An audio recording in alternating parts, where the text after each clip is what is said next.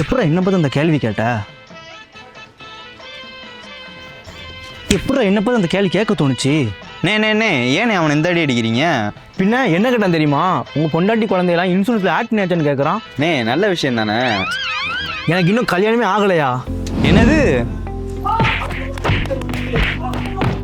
உங்களுக்கு கல்யாணம் ஆயிருச்சோ ஆகலையோ, ஆனா இத பத்தி நீங்க கண்டிப்பா தெரிஞ்சுக்கோங்க. 5 வருஷத்துக்கு முன்னாடி எடுத்த கவரேஜா இன்னுமா அதை அப்கிரேட் பண்ணாம இருக்கீங்க?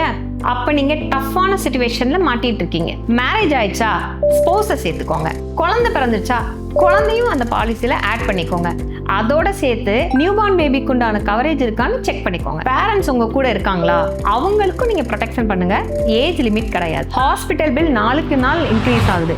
ஓல்டு கவரேஜ் கண்டிப்பா பத்தாது. சோஃப்னா அசோசியேட்ல என்ன பண்றோம்னா ரெனிவல் கட்டும் பொழுது லேட்டஸ்ட் அப்டேட்டையும் சேர்த்து உங்களுக்கு அனுப்பி விட்ருவோம். நீங்கள் அதை கரெக்டாக ரெவ்யூ பண்ணிவிட்டு நீங்கள் அதை அப்கிரேட் பண்ணிட்டீங்கன்னா இன்னைக்கு இருக்கிற காலத்துக்குண்டான பெனிஃபிட்ஸ் ஃபுல்லாத்தையும் நீங்கள் என்ஜாய் பண்ணிக்கலாம். இப்போ ரெனிவல் பற்றி சொன்னேன்ல, இப்போ 2025 26க்குள்ளே நம்ம கட்டிட்டோமா டேட்டை செக் பண்ணிடுங்க. பத்திரமா அந்த பாலிசி நம்பரை சேவ் பண்ணி வச்சுக்கோங்க. அப்படி நீங்கள் ஒருவேளை பணம் கட்டி ஏதாவது இஷ்யூவில் பணம் ரிட்டர்ன் ஆகிருக்கலாம், இல்லை நம்ம சொன்னது ஆட் ஆகாமல் இருக்கலாம். அந்த மாதிரி உள்ளது எதுவுமே வரக்கூடாதுன்னா நீங்கள் பாண்டு கண்டிப்பாக வாங்கி செக் பண்ணி நீங்கள் சேவ் பண்ணி வச்சுக்கோங்க. ஹெல்த் இன்சூரன்ஸ் ஒரு டாக்குமெண்ட் மட்டும் கிடையாது, அது உங்களோட ஃபினான்சியல் பேக்கப். அப்படி ஒரு சேஃபஸ்ட் பேக்கப்காக தான் சோஃப்னா அசோசியேட் நாங்கள் இருக்கோம்.